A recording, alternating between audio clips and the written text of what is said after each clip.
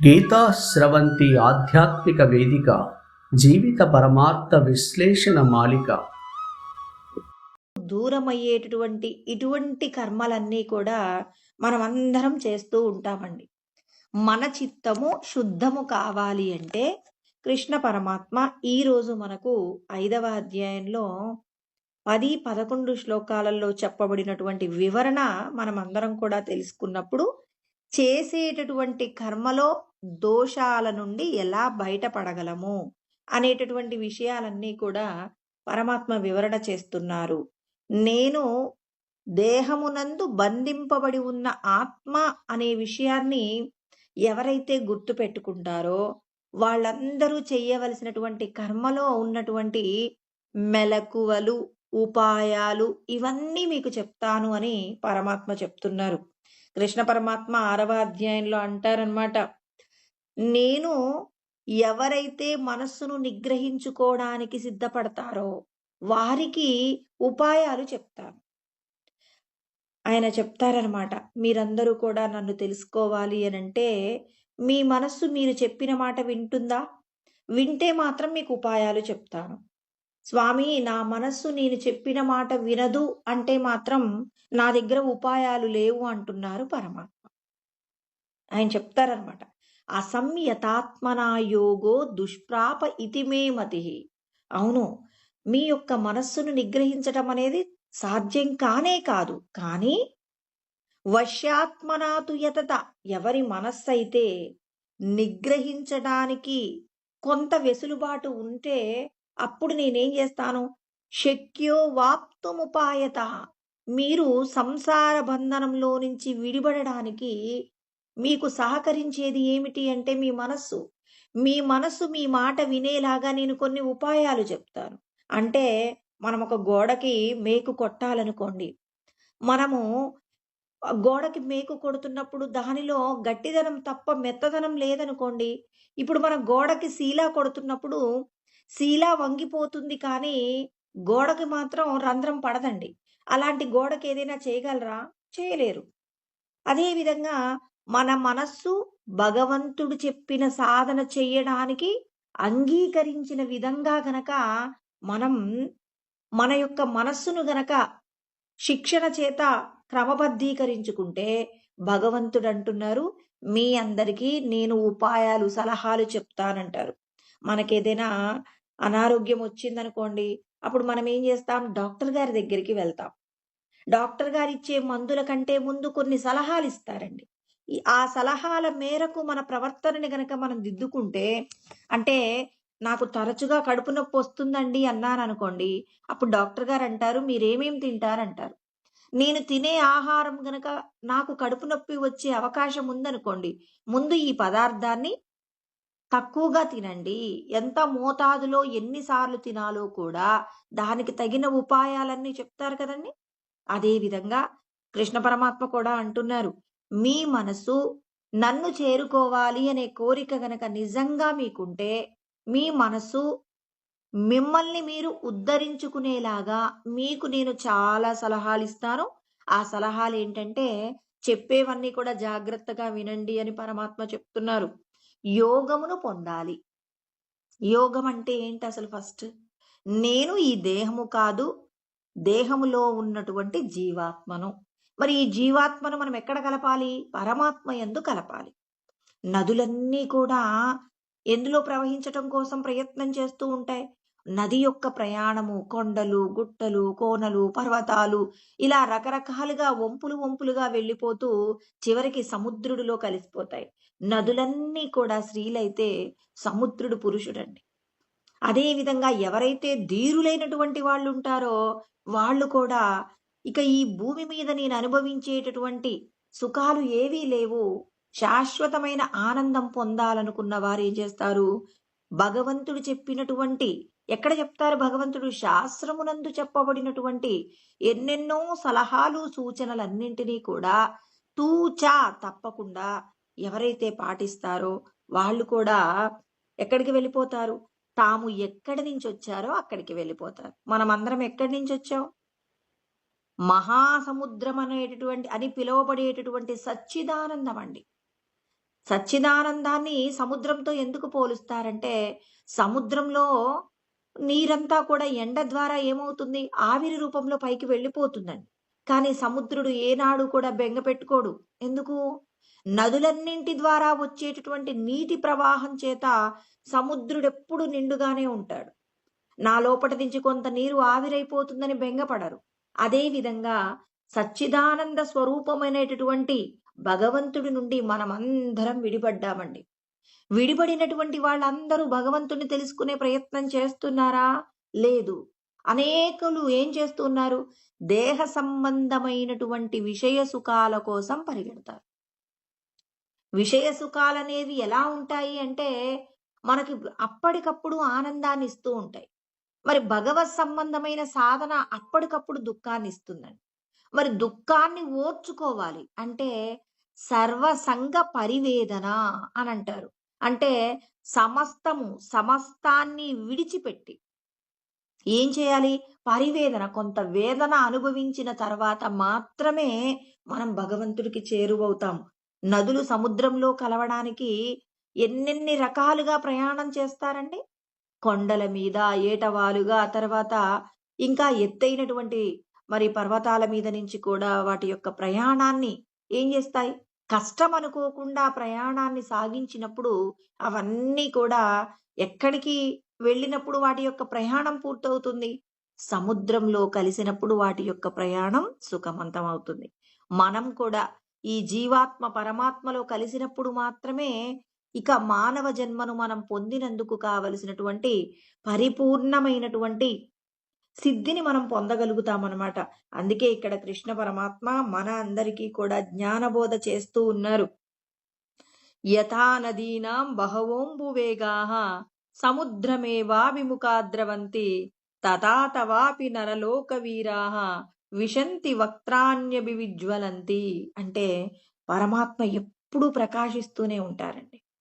నదులన్నీ సముద్రంలో కలిసి కలవడం కోసం వాటి యొక్క ప్రయాణాన్ని ఎలా అయితే సముద్రుడికి అభిముఖంగా వెళ్ళిపోతున్నారో, అదే విధంగా నరలోక వీరాహ, నరలోకంలో అంటే మానవలోకంలో ఉన్నటువంటి వీరులు, ధీరులు అంటున్నారండి.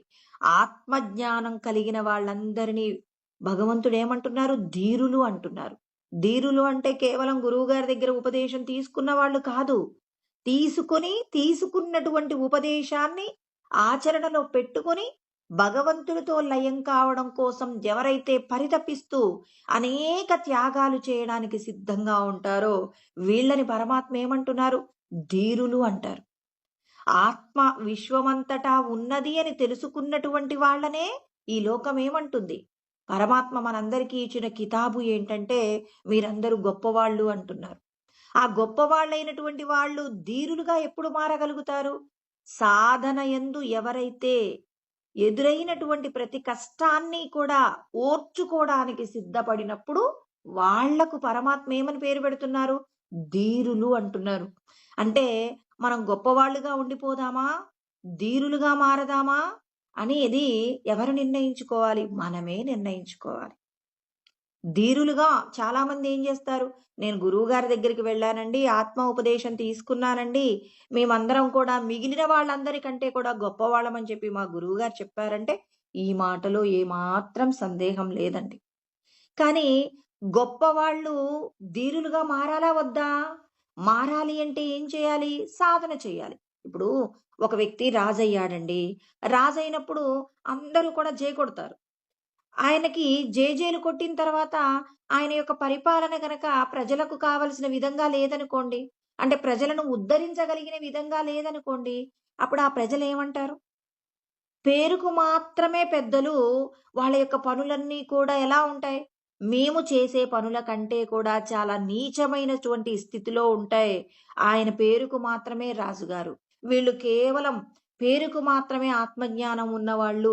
అంతేకాని అవతలి వారికి కొంత దానం చేయడంలో వీళ్ళకి దానగుణం లేదు. ఎవరైనా కష్టం వచ్చింది అన్నప్పుడు వాళ్ళ కష్టం తీర్చడానికి ఎప్పుడు వీళ్ళు వెనకే ఉంటారు. ఇప్పుడు పేరుకు మాత్రమే మేమంతా ఆత్మజ్ఞానులం. సాధనకొచ్చేసరికి మనం ఎలాంటి స్థితికి వెళ్ళిపోతున్నాం? ఆత్మజ్ఞానం లేనటువంటి వాళ్ళు ఇతరులకు చేసేటటువంటి ఉపకారాలతో పోలిస్తే చాలా అల్పమైన స్థితిలోకి వెళ్ళిపోతున్నారు. అందుకే ఇవాళ గురువుగారి యొక్క శిష్యులు అంటే చాలా మంది హేళన చేస్తారు. ఎందుకండి గురువుగారి దగ్గరికి వెళ్ళామంటారు. కనీసం వాళ్ళకి ఆహారం తినటంలో నియమం ఉండదు. తర్వాత వాళ్ళకి కనీసం ఏముండదు? దయా దాక్షిణ్యాలు లేకుండా ప్రవర్తిస్తుంటారు. మేమందరం గురుబిడ్డలమని చెప్పేసి చెప్పుకుంటారని చెప్పేసి మరి హేళన చేయడానికి ఎవరు అవకాశం ఇచ్చారు? మనమే కదండీ! అంటే తెలుసుకున్న జ్ఞానాన్ని ఆచరణలో పెట్టట్లేదు. పిల్లవాడిని పెద్ద స్కూల్‌లో చాలా ఫీజు కట్టి జాయిన్ చేశారు. మా పిల్లవాడు లిటిల్ ఫ్లవర్ స్కూల్‌లో జాయిన్ అయ్యాడండి. చాలా బావుంటుందండి అన్నారు. కానీ ఆ పిల్లవాడు గవర్నమెంట్ స్కూల్‌లో పిల్లలు చదువు కంటే కూడా చాలా తక్కువ స్థాయిలో కనీసం ఏబీసీడీలు కూడా రావట్లేదండి. ఇప్పుడేమంటారు? పేరు గొప్ప. అంతేకాని పిల్లవాడి యొక్క చదువెలా ఉంది? చాలా తక్కువ స్థాయిలో, అల్ప స్థాయిలో ఉంది. అదే విధంగా నేను ఆత్మజ్ఞానం తెలుసుకున్నాను అని నువ్వెప్పుడు గర్వపడగలవు? నువ్వు ధీరత్వాన్ని పొందినప్పుడు మాత్రమే గర్వపడాలి. ఇక్కడ చూడండి కృష్ణ పరమాత్మ చెప్తున్నారండి. కృష్ణ పరమాత్మ చెప్పిన శ్లోకమే చెప్తున్నాను. ఎందుకు? మనమందరము కూడా తామరాకు మీద నీటి బొట్టులాగా కర్మ చేయటం రావాలి అంటే ముందు నీ యొక్క కర్తవ్యం ఏంటో నీకు తెలియాలి. ఆయన పరమాత్మ చెప్తున్నారు. ఏమంటున్నారు? నరలోక వీరాహ, నరలోకంలో ఉన్నటువంటి వీరులు అంటే ఆత్మను అనుభూతిలోకి తెచ్చుకోవాలి అనుకున్న వాళ్ళందరికీ భగవంతుడు పెట్టిన పేరు ధీరులు అంటున్నారు, వీరులు అంటున్నారు. మనమందరము కూడా ధీరులం కావాలి అనంటే ఏం చేయాలి? వక్త్రాన్యభివిజ్వలంతి, భగభగ భగ అని మండుతున్నటువంటి ఆ పరమాత్మ యందు ప్రవేశించడానికి మనం ఏం చేయాలి? ప్రతి ఒక్కరు కూడా ప్రయత్నం చెయ్యాలి. అంటే భగవంతుణ్ణి చేరుకోవాలి అంటే ఆయన ఎలా ఉంటారు? దివి సూర్య సహస్రస్య భవేద్యుగపదుద్దిత యది సదృశీ సా స్యాద్భాసస్తస్య మహాత్మనః అంటారు. 1000 సూర్యుల యొక్క వెలుగు ఒకే చోట ప్రకాశిస్తే ఎలా ఉంటుందో పరమాత్మ యొక్క ప్రకాశం అంత గొప్పగా ఉంటుంది. అంటే మనం చేసే ప్రయత్నం ఆ పరమాత్మ యందు ప్రవేశించడానికి కావలసినంత స్థితి మనం కూడా సంపాదించుకోవాలి అంటే నీకు ఎంతటి ధైర్యం ఉండాలి? ఎన్ని కష్టాలొచ్చినా ఎదుర్కోవడానికి నువ్వు సిద్ధంగా ఉండాలి. నువ్వు త్యాగబుద్ధితో జీవించడానికి కావలసిన విధంగా నీ యొక్క ప్రవర్తనను మలుచుకోవాలి. మన పిల్లవాడు గొప్ప ఉద్యోగం సంపాదించాలంటే వాడు ఎన్ని రకాల త్యాగాలు చేయాలండి? నిద్రను త్యాగం చెయ్యాలి. తర్వాత ఈ బంధుమిత్రులను కలవడానికి వాడు వెళ్లకుండా ఉంటాడు. ఎందుకు? తన లక్ష్య సాధన కోసం అని చెప్పేసి తన యొక్క సమయాన్ని బంధువుల కోసమో, మిత్రుల కోసమో, తర్వాత ఏదో పండుగల కోసమో, వేటి కోసం ఖర్చు పెట్టకుండా ప్రతి క్షణం తన యొక్క లక్ష్య సాధనలో పరిగెడుతూ ఉంటాడు. ఇప్పుడు మన అందరి లక్ష్య సాధన ఎవరి యొక్క లక్ష్య సాధన? మానవ ఉపాధి పొందిన ప్రతి ఒక్కరి యొక్క లక్ష్యం ఏమయ్యింది? నీవు ఎక్కడి నుంచి వచ్చావో అక్కడికి వెళ్ళడానికి ప్రతి ఒక్కరూ ప్రయత్నం చేయాలి. ఆ ప్రయత్నంలోనే మనము యజ్ఞము, దానము, తపస్సు ఇవన్నీ చేస్తుంటాం. ఇవన్నీ ఏంటి అంటే పొలాన్ని శుద్ధి చేయడంలో పొలాన్ని దున్నడం, తర్వాత అందులో ఉన్న కలుపు మొక్కలు, రాళ్ళు ఇవన్నీ కూడా ఏరివేయటం ఎలాంటిదో అదే విధంగా ఆత్మ అనేటటువంటి బీజమును మన హృదయంలో వేయాలంటే మన హృదయం యొక్క శుద్ధత ఉండాలి.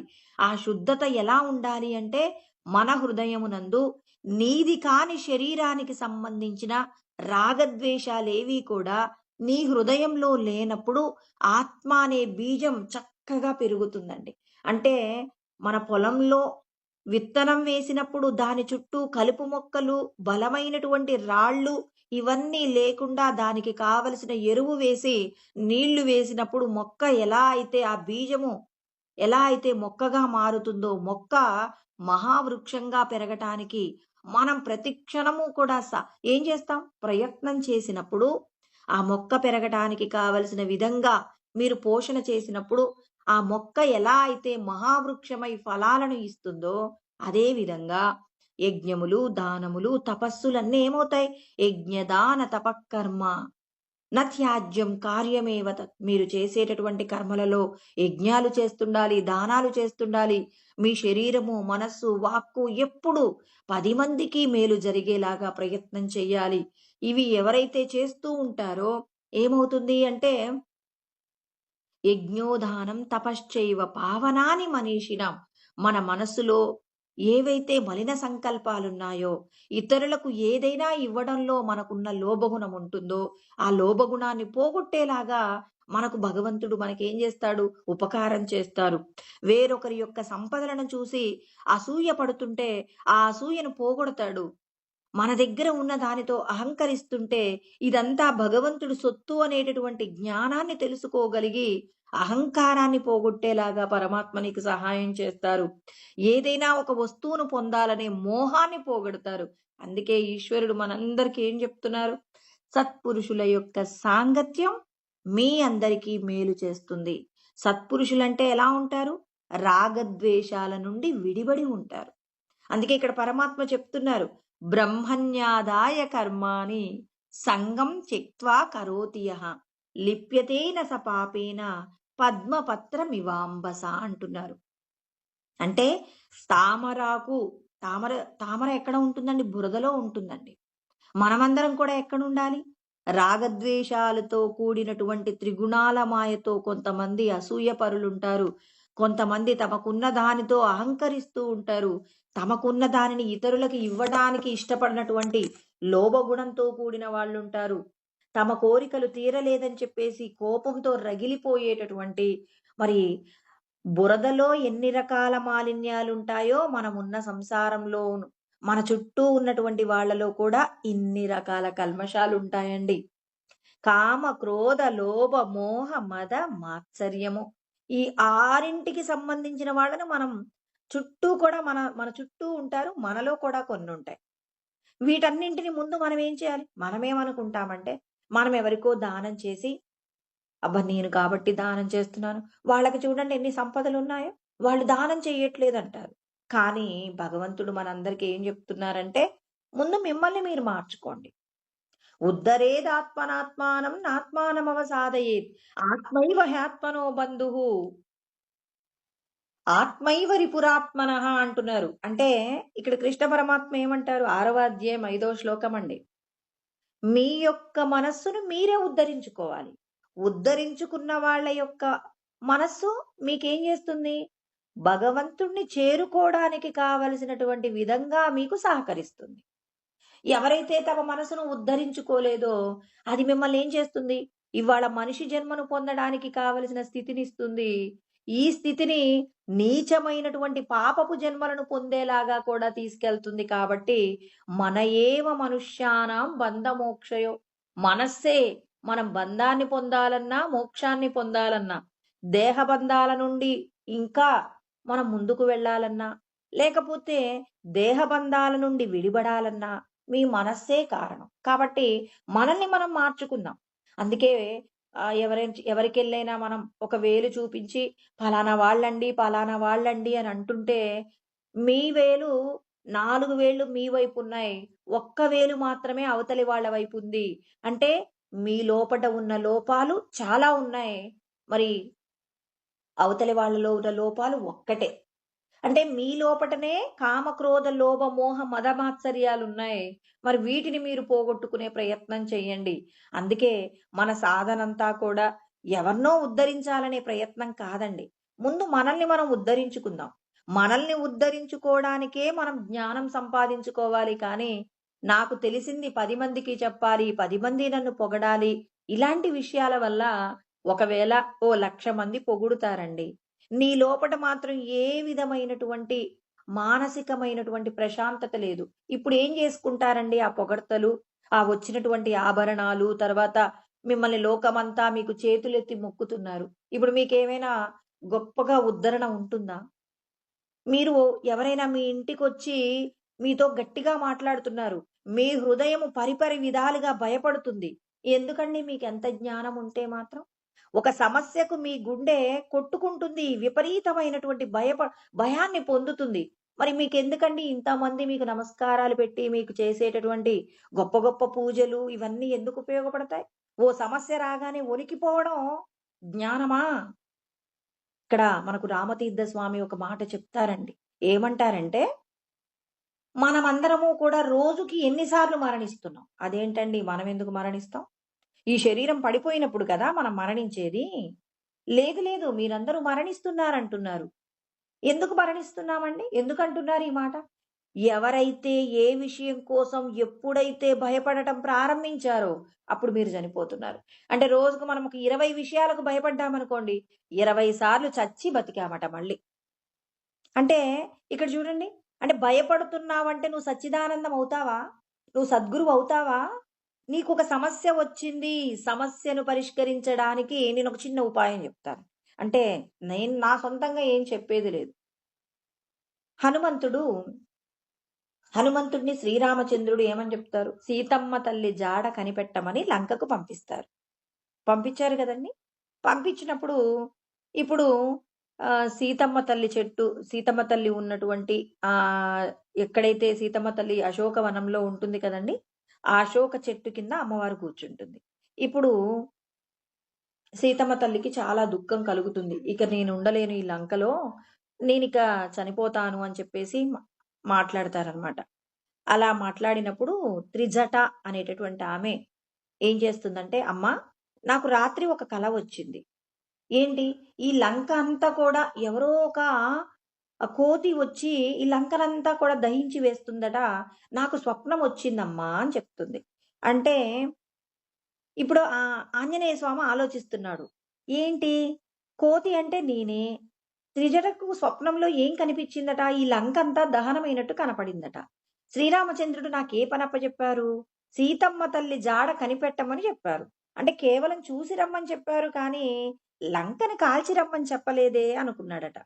ఏమో స్వామివారు సంకల్పం ఏం చేశారో అని చెప్పేసి, ఆయన జరుగుతున్న దానిని అంటే ఇక్కడ ఈ జరిగిన సంఘటన చేత మనమందరము కూడా కర్మ బంధనంలో నుంచి బయటపడటానికి కావలసిన ఉపాయం ఉందండి. జాగ్రత్తగా పట్టుకోవాలి. అంటే ఇక్కడ ఆంజనేయ స్వామి ఏదైతే పరిశీలన చేస్తున్నాడో మనకి కూడా ఆ పరిశీలన రావాలి. ఎవరితోనైనా మనం మాట్లాడుతున్నాం. ఆ మాటలను మాటకి మాట సమాధానం చెప్పడం కాదు. ఆ మాటల చేత ఇప్పుడు ఎవరైనా మనల్ని ప్రశ్న అడుగుతుంటారు. ఆ పక్కనున్న వాళ్ళు మనం మాట్లాడక పూర్వమే మన సమాధానం కూడా వాళ్ళే చెప్తుంటారు. గమనించొచ్చు ఈ విషయాన్ని మనమందరం కూడా. అంటే అక్కడ జరుగుతున్న ప్రతిదీ కూడా భగవంతుడే మాట్లాడుతున్నారు అని మీరు చూడటం ప్రారంభిస్తే, మనకు ప్రశ్న, సమాధానం అన్నీ దొరుకుతాయి. భగవంతుడు మనకు ఎటువంటి కర్తవ్యాన్ని బోధిస్తున్నాడో అర్థమవుతుంది. ఇప్పుడు చూడండి హనుమంతుడు ఏం చేస్తున్నాడు? ఇక్కడ త్రిజట యొక్క కల నిజమవుతుందా? నన్ను శ్రీరామచంద్రుడు చూసే రమ్మన్నారు. ఎలా జరుగుతుంది? అనుకున్నాడట.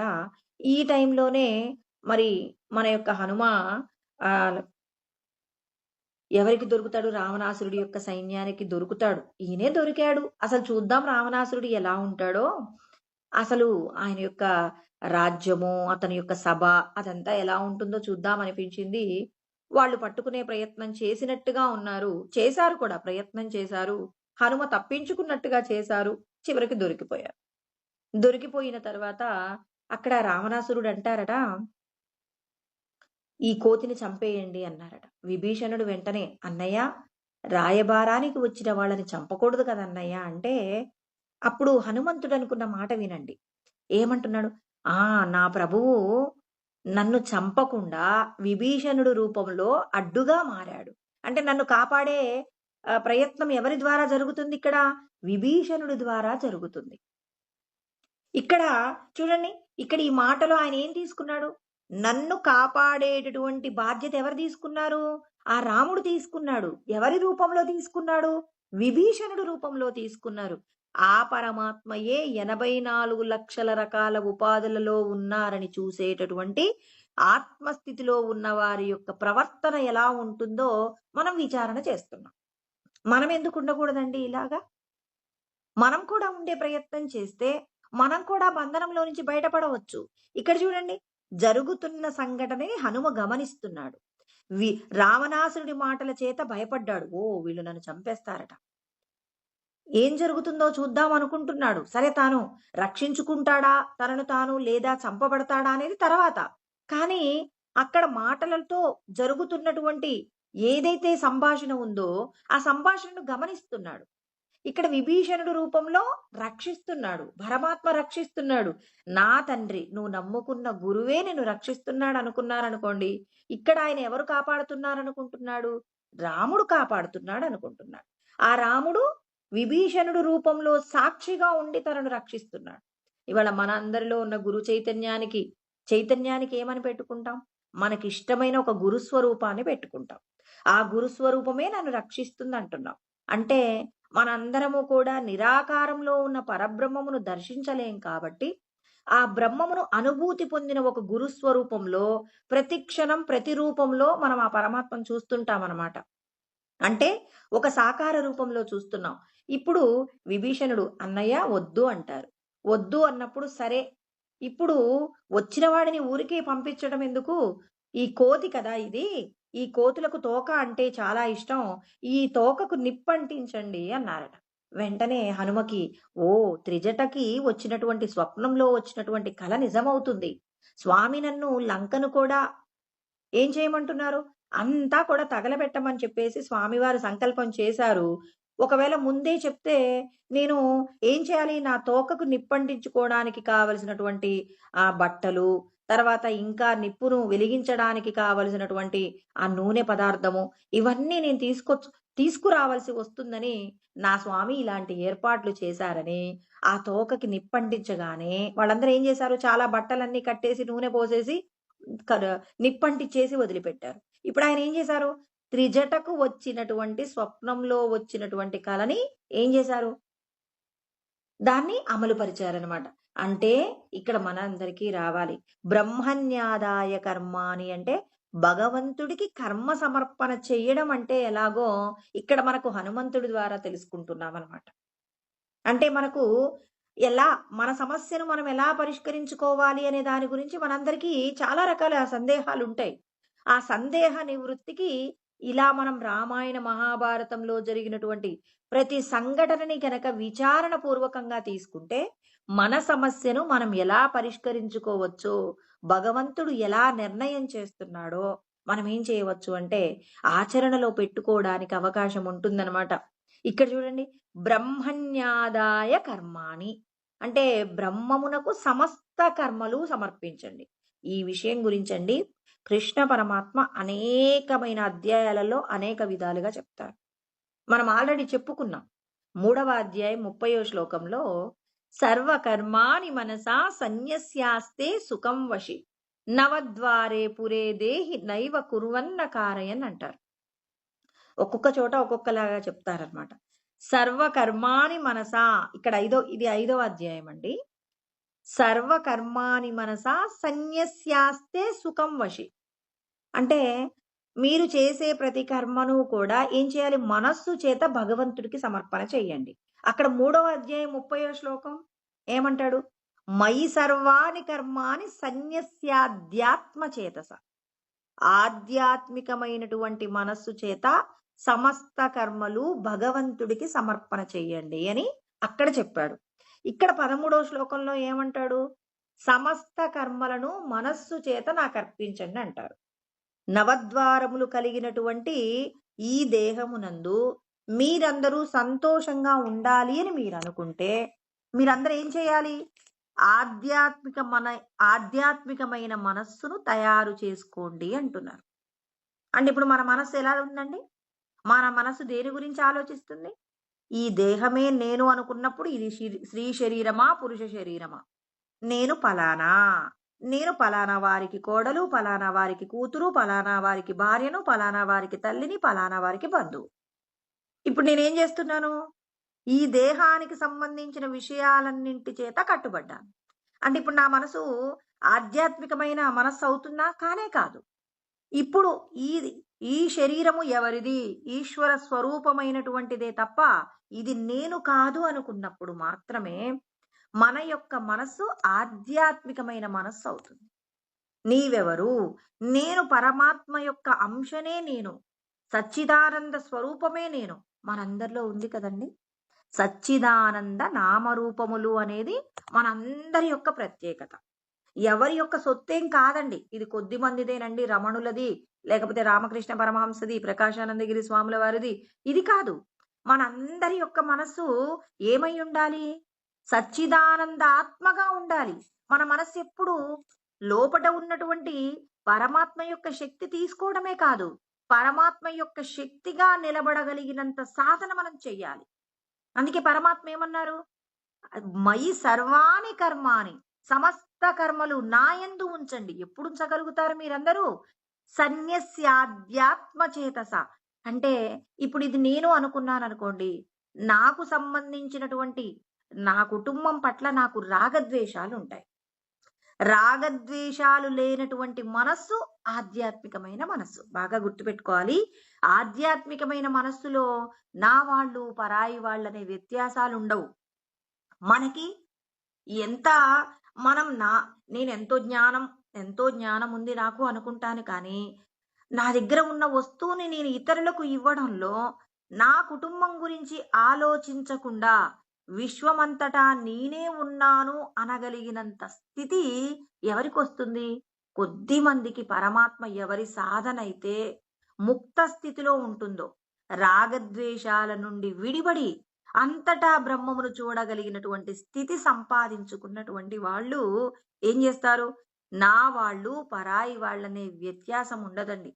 అలాంటి సందర్భాలు మనకి పెద్దల ద్వారా ఎన్నో విషయాలను చూస్తామండి. రమణ మహర్షి దగ్గరికి వాళ్ళ అమ్మగారు వచ్చి, నాయనా ఎవరు పెట్టిన ఆహారం తినమాకు నువ్వు, వాళ్ళందరూ ఉల్లిగడ్డ వేసి పెడతారు, ఉల్లిగడ్డ తినకూడదు నాయనా, నువ్వు బ్రాహ్మణ కుటుంబంలో పుట్టావు, నువ్వు ఉల్లిగడ్డ తినకూడదు అంటే అప్పుడు రమణులు నిష్కర్షగా మాట్లాడేవాళ్ళట. నాకు ఆహారం ఎవరు పెడితే వాళ్ళందరూ నా అమ్మలే. నువ్వు కేవలం ఈ శరీరాన్ని ఇచ్చావు కాబట్టి నువ్వు తల్లివి కావచ్చు, కానీ ఈ శరీరం పోషింప చేయడం కోసం ఎవరైతే నాకు ఆహారం ఇస్తున్నారో వాళ్ళందరూ అమ్మలే. నిన్ను మోక్షం పొందడానికి ఉల్లిగడ్డలు పర్వతాలై నిన్ను మోక్షం పొందకుండా కాపాడతాయా అని చెప్పి కన్న తల్లిని కూడా మరి చాలా, అంటే కన్న తల్లిని కూడా ఆయన ఏం చేశారు? ఈమె నా తల్లి కదా, మరి తల్లి అని చెప్పేసి ఆయన మోక్షాన్ని కూడా ఇచ్చారు ఒకనాడు ఆమె యొక్క నమ్మకాన్ని చూసి. అంతేకాని తల్లిగా ఆ కొడుకు మీద పెత్తనం చేస్తానంటే మాత్రం ఏనాడు రమణులు ఒప్పుకోలేదట. ఎందుకు ఒప్పుకోలేదు?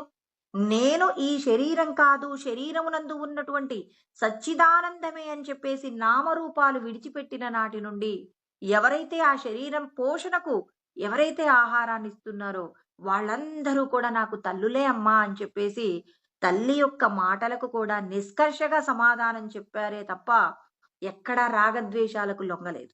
అంటే మనమందరం కూడా ఆ స్థితికి వెళ్ళాలి అంటే ఏం చేయాలి? మీరందరూ సాధన చేయండి. రాగద్వేషాలు ఎందుకు మీకు? మీరందరూ ఈ దేహం కాదు కదా, ఇది కొద్ది రోజులే ఉంటుంది. కొద్ది రోజులు ఉండే దాని మీద మమత్వం పెట్టుకుంటే ఇది దీనిని విడిచిపెట్టి వెళ్ళిపోయేటప్పుడు ఏడుస్తారు. పిల్లవాడు హాస్టల్లో ఉన్నాడండి ఒక 2 సంవత్సరాల పాటు. ఆ 2 సంవత్సరాల పాటు అక్కడ ఉన్నటువంటి స్నేహితులు, అతను ఉన్నటువంటి బిల్డింగు అంతా నాది నాది అనుకున్నాడు. ఇప్పుడు 2 సంవత్సరాల తర్వాత ఆ బిల్డింగ్ వదిలేసి, ఆ ఫ్రెండ్స్‌ని వదిలేసి వెళ్ళిపోతున్నాడు. వాళ్ళతో గనక మమత్వాన్ని పెట్టుకుంటే వాళ్ళని విడిచిపెట్టి వెళ్ళిపోయేటప్పుడు బాగా దుఃఖాన్ని పొందుతాడు. అలా కాకుండా పిల్లలు ముందే గుర్తుపెట్టుకుంటారు. ఈ 2 సంవత్సరాలే కదా మనం ఉండేది, ఈ 2 సంవత్సరాలే కదా మనం కలిసి ఉండేదని ఆ మాట ప్రతిరోజు అనుకున్నారు. వెళ్ళిపోయేటప్పుడు బాయ్ రా, మళ్ళీ ఎప్పుడైనా కలుద్దాం అని చెప్పేసి మరి వెళ్ళిపోతారు. కానీ ఒకరినొకరు ఉండలేనంతగా వాళ్ళ మధ్య సంబంధం పెరిగిందనుకోండి, వాళ్ళు విడిచిపెట్టి వెళ్ళగలుగుతారా? ఇద్దరు కూడా చాలా దుఃఖాన్ని పొందుతారు. అందుకే పరమాత్మ ఏమంటారు? పెరుగుట విరుగుట కొరకే. ఎప్పుడూ కూడా ఎవరి మధ్య కూడా అధికంగా ఉండేటటువంటి మమత్వం పెంచుకోకండి. ఎప్పుడైతే మనం ఇక్కడ మనకి రామతీర్థ స్వామి గొప్ప గొప్ప సత్యాలు చెప్తారండి. ఏమంటారంటే, మనం దేనినైతే అధికంగా ప్రేమిస్తామో పరమాత్మట దాన్ని మన నుండి విడదీస్తాడట. అయ్యో అదేంటండి, భగవంతుడికి ఎందుకండి అంత కోపం అంటే, కాదండి. ఇప్పుడు నువ్వు ఎందుకు వచ్చావు ఈ భూమి మీదకి? సత్య వస్తువుని తెలుసుకుని గొప్పదైన పరమానందాన్ని పొందడానికి వచ్చావు. మరి పరమానందాన్ని పొందడానికి వచ్చిన నువ్వు మరి కొద్ది రోజుల పాటు ఈ శరీరానికి మరి అంటే ఈ శరీరానికి సంబంధించినటువంటి బంధాల చేత నువ్వు మమత్వం పొందితే నీ లక్ష్యం మర్చిపోవు. పిల్లవాడు ఐఏఎస్‌కి ప్రిపేర్ అవుతున్నాడండి. ఐఏఎస్‌కి ప్రిపేర్ అవుతూ ఉంటూ వాడికి ఇష్టమైనటువంటి ఆట ఏదో ప్రారంభించాడు. ఆ ఆట ఆడుతున్నప్పుడు తల్లిదండ్రులు ఏం చేస్తారు? నాయనా, నువ్వు చదవవలసినటువంటి ఐఏఎస్ కోసం ఈ ఆటను నువ్వు కొంత తగ్గించుకోవలసి ఉంటుంది. రోజు నీకు బాగా ఇష్టం కాబట్టి ఒక గంట ఆడు. తర్వాత నువ్వు కొద్ది కొద్దిగా సమయాన్ని తగ్గించుకుంటూ నీ పరీక్షలకు నువ్వు దగ్గరయ్యేలోపు, అంటే నువ్వు పరీక్ష రాయటానికి దగ్గరయ్యే రోజు వచ్చే నాటికి నీవు ఈ ఆటకు సంబంధించి ఏ విధమైనటువంటి సమయాన్ని ఇవ్వకుండా నువ్వేం చేయాలి? జాగ్రత్త పడాలి. అంటే చూడండి, ఇష్టమైనటువంటి వస్తువుని వాళ్ళేం చేస్తున్నారు? నెమ్మది నెమ్మదిగా విడిపించుకోమని చెప్పారు. భగవంతుడు కూడా మనకదే చెప్తున్నారు కదండీ! నేను నేను నా తల్లి లేకపోతే నేనుండలేను. నా కొడుకు లేకపోతే నేనుండలేను అనేటటువంటి మమత్వం పెట్టుకున్నారు. మరి కాలంలో మీరు ముందైనా వెళ్ళిపోవచ్చు. మీ పిల్లలైనా ముందు వెళ్ళిపోవచ్చు. ఉన్నన్ని రోజులు సంతోషపడక వెళ్ళిపోయేటటువంటి రోజున మీరు బాగా దుఃఖపడతారు. ఉన్నన్ని రోజులు ఆనందించమంటే మనమేం జేస్తామంటే, అసలు ఇంక నేను వీడిని వదిలిపెట్టి, అంటే నా కొడుకుని నేను వదిలిపెట్టి ఉండలేను అని మనమేం జేస్తామంటే, గొప్పదైన అనుబంధాన్ని పెంచుకుంటాం. మరి మనం అనుకున్నదల్లా జరుగుతుందా? ఏదో ఒక రోజండి, సరే ఈ రోజున రాలేదు. ఏదో ఒక రోజున ఏమవుతుంది? పుట్టిన ప్రతి ప్రాణి వెళ్ళిపోక తప్పదు కాబట్టి, మరి మనం వెళ్ళిపోయే రోజున దుఃఖపడకుండా ఉండాలంటే ఏం చేయాలి? లక్ష్య సాధన కోసం దేహ బంధాల మీద ఉన్న ప్రీతి తగ్గించుకోవాలి. కృష్ణ పరమాత్మ భగవద్గీత మొత్తం ఇదే చెప్తారు. ఒక చోట విడదీశాడు కూడా. అసక్తిరన విశ్వంగః పుత్రధార గృహాదిషు. భార్య, బిడ్డలు, గృహాదుల మీద మీ యొక్క మమకారాన్ని తగ్గించుకోండి. మీకు కేవలం బాధ్యత మాత్రమే ఉంది. మమకారాలు, ఆసక్తులు మీకు ఉండకూడదు అన్నాడు. అదే విషయాన్ని ఇక్కడ చెప్తున్నారు. బ్రహ్మణ్యాదాయ కర్మాణి. బ్రహ్మమునకు మీ కర్మలన్నీ సమర్పించండి. మీరు ఎవరెవరితో ఏ ఏ విధమైనటువంటి రాగద్వేషాలు కలిగి ఉన్నారో అవన్నీ పరమాత్మతో కొనసాగించండి. నేను నా కూతురుతో కలిసి ఉన్నాను కాదు. పరమాత్మయే నా కూతురు రూపంలో ఉన్నారు. పరమాత్మయే నా భర్త రూపంలో ఉన్నారు. పరమాత్మయే నా తల్లి రూపంలో ఉన్నారు. ఇలా మనం ఏం చేయాలి? ప్రతి రిలేషన్‌లో గనక భగవంతుడిని చేర్చగలిగితే ఇప్పుడు నీవు ఎవరితో రాగము లేదు, ద్వేషము లేదు. భగవంతుడితో వైరభావాన్ని పెట్టుకుంటామా? భగవంతుడితో వైరిభావాన్ని పెట్టుకున్న వాళ్ళు కూడా ముక్తి పొందారు. కానీ పరమాత్మతో ఉన్నటువంటి వైరి భావన అంటే, ఇప్పుడు కృష్ణ పరమాత్మ దేవకీ గర్భాన అష్టమ సంతానంగా పుట్టి నిన్ను చంపుతాడు అని చెప్పేసి దేవకిని అత్తగారింటికి పంపించేటప్పుడు కంసుడు వచ్చేసారట. కంసుడు తాను కూడా చెల్లెని తీసుకొని వస్తుంటాడు. వాళ్ళ బాబాయ్ గారి కూతురు అన్నమాట. తీసుకొని వస్తున్నప్పుడు ఆకాశవాణి చెప్తుంది, మీ దేవకి యొక్క అష్టమ గర్భమునందు జన్మించిన పిల్లవాడి చేత నువ్వు చంపబడతావు అన్నప్పుడు, ఇక మనందరికీ కూడా తెలుసు, కంసుడు కృష్ణుడి చేతిలో సంహరించబడేంత వరకు కూడా ఏం చేశాడు? కృష్ణ పరమాత్మను వైరి భావన చేత నిరంతరము కృష్ణుణ్ణి భగవానుడు అని చెప్పేసి అనుకుంటూ, కృష్ణుడు కృష్ణుడు అనుకుంటూనే ఏం చేశాడు అంటే, ప్రేమ ఉన్నటువంటి వాళ్ళేమో భగవంతుణ్ణి ఇష్టపూర్వకంగా కోరుకుంటారు. వైరి భావన ఉన్నప్పుడు కూడా మనం ఏం చేస్తాం? ప్రతిక్షణం వాళ్ళని తలుచుకుంటాం. అందుకే మనం ఎవరితో అయినా శత్రుత్వం కలిగి ఉన్నారనుకోండి, పక్కింట్లోనో ఎదురింట్లోనో, అసలు ఆ భావనను మనసులో మోయడం చాలా కష్టమండి. అలాంటి భావనను మనం కొనసాగించకూడదు. అలా కొనసాగించామంటే చాలా కష్టం. ఇప్పుడు మామూలుగా అందరితో మనం ప్రేమపూర్వకంగా హాయ్ అండి, ఉన్నారా అండి అన్నామనుకోండి, దానివల్ల పెద్దగా మనం గుర్తుపెట్టుకోం. ఏదైనా ఒక మాట చేత మనం ఒకరితో మనం ఒక చిన్న వైరాన్ని పెట్టుకున్నామనుకోండి, మనం బయటికి వెళ్దామంటే వాళ్ళు ఎదురుగా వచ్చారనుకోండి, వా బయటికి వెళ్దామంటే వాళ్ళు ఎదురుగా వస్తారేమో. ఎదురుగా వస్తే మళ్ళీ వాళ్ళ ముఖం నేను చూడలేనేమో. చూసిన తర్వాత మళ్ళీ లోపలికెళ్ళిన తర్వాత వాళ్ళ గురించిన ఆలోచనే. చూడండి, అంటే ఒకరితో శత్రుత్వము కంటే కూడా అంటకుండా ఒక రిలేషన్ ఉందనుకోండి, హాయ్ అండి, బాగున్నారా, ఉన్నారా, తిన్నారా, ఇలా చిన్న చిన్న రిలేషన్స్ పెట్టుకున్నామనుకోండి, వాళ్ళ గురించినటువంటి దీర్ఘమైన ఆలోచనలు చేయాల్సిన అవసరం లేదు. ఇక్కడ కంసుడు చూడండి, తనకి ఎప్పుడో రాబోయేటటువంటి మరణం గురించి తలుచుకొని ప్రతి క్షణం ఆయన్ని తలుచుకుంటూ ఏం చేస్తాడు, భయపడుతూ ఉంటాడనమాట. అలా భయపడుతూ చివరికి అంటే రోజు ఎన్నిసార్లు భయపడితే అన్నిసార్లు చచ్చి పుడుతున్నాడు. ఇలా చచ్చి అంటే తన బ్రతుకు ఏమవుతుంది? తన బ్రతుకు ప్రతిక్షణం చావు. చావులో బ్రతుకు. ఈ 2 మాటల అర్థం తెలుసుకోవాలి. ప్రతి క్షణము కూడా కృష్ణుణ్ణి తలుచుకొని భయపడుతూనే ఉన్నాడు. అంటే సంతోషంగా గడపవలసినటువంటి సమయాన్ని ఏం చేస్తున్నాడు? భయపడుతూ తాను పుట్టి చస్తూ ఉన్నాడండి. ఇప్పుడు మరణంలో భగవంతుణ్ణి వైరి భావనతో కూడా పొందుతారు. కంసుడు ఏం చేశాడు? వైరి భావనతో కృష్ణుడి చేతిలో మరణించాడు. మరణించిన తర్వాత బతుకుతున్నాడు. అప్పుడు సంతోషపడుతున్నాడు. అంటే కృష్ణుడితో వైరం ఉన్నా పర్వాలేదు కదా అండి, భగవంతుడితో వైరం ఉన్నా మోక్షాన్ని పొందుతారు కదా అంటే, ప్రతి క్షణము కూడా నువ్వేం చేయాలి? దుఃఖాన్ని పొందాలి. కంసుడు ఎంత దుఃఖం పొందాడు? రావణాసురుడు రాముణ్ణి తలుచుకుని ఎంత దుఃఖపడ్డాడు? ఎంత భయపడ్డాడు? ప్రతి క్షణము కూడా ఆ శ్రీరామచంద్రుడు యొక్క దర్శనాన్ని చేస్తూ ప్రతి క్షణం భయపడుతున్నాడు. అతడు చంపుతాడేమో, నన్ను చంపుతాడేమో అని. అంటే బతుకులో చావు చూస్తున్నాడు. చావులో బతుకు చూడడం అంటే భగవంతుడితో వైరం అనేది తర్వాత బతుకునిస్తుంది. కానీ భగవంతుడి మీద గనక మనకు ప్రేమ ఉందనుకోండి, ఇప్పుడు పరీక్షిత్ మహారాజు 7 రోజులలో మరణిస్తాడు అని శాపం వచ్చిందండి. ఆ శాపం ఉన్నటువంటి 7 రోజులలో దుఃఖపడ్డాడా పరీక్షిత్ మహారాజు? చక్కగా భాగవతాన్ని వింటున్నాడు, పరమానందాన్ని పొందుతున్నాడు.